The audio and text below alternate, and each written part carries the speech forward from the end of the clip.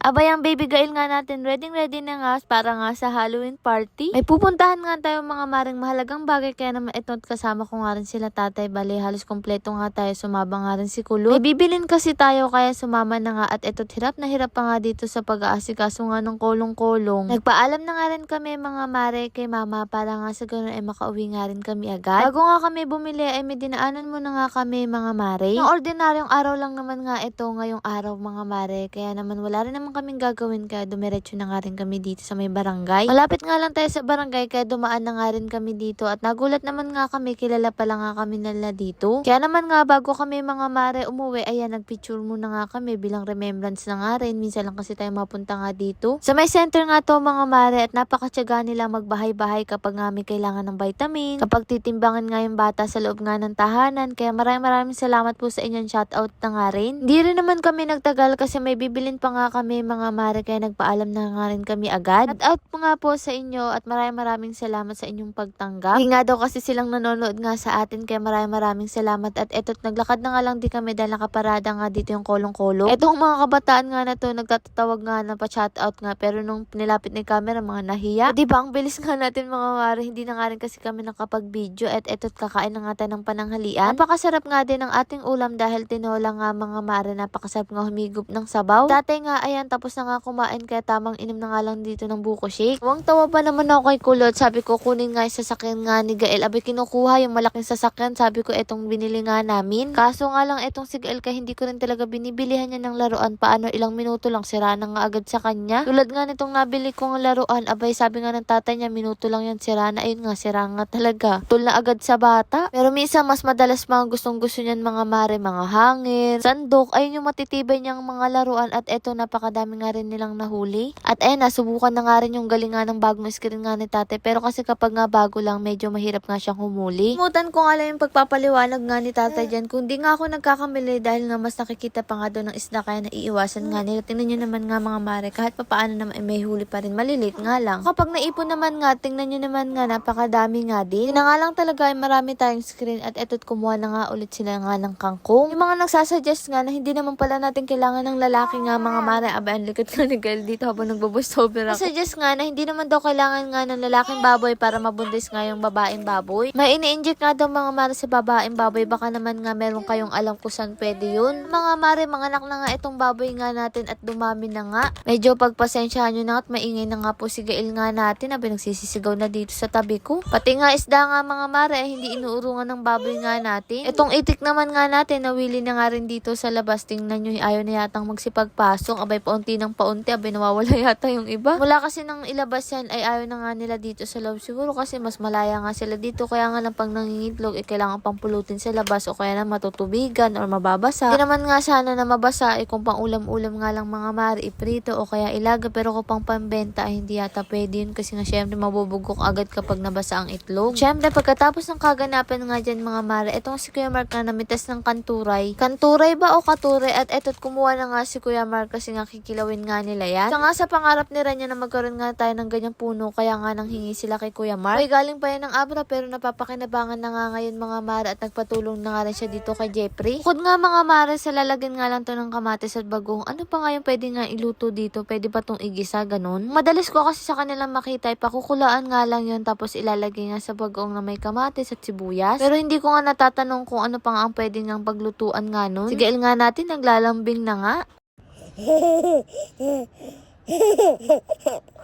Love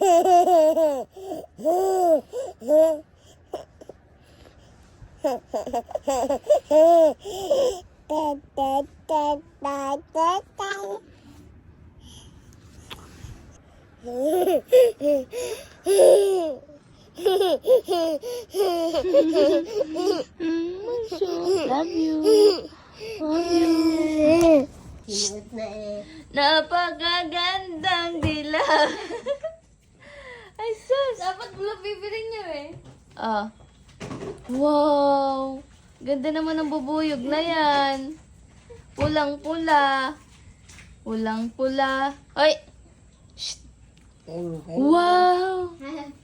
Wow. Ganda ng bubuyog namin. Ayan. Bilo nga ba? Ay, sus. Parang busog na bubuyog to my chat. Lord, maraming salamat sa lahat ng blessing. Siyempre sa inyo mga mare, paano ba yun? Bukas na lang ulit.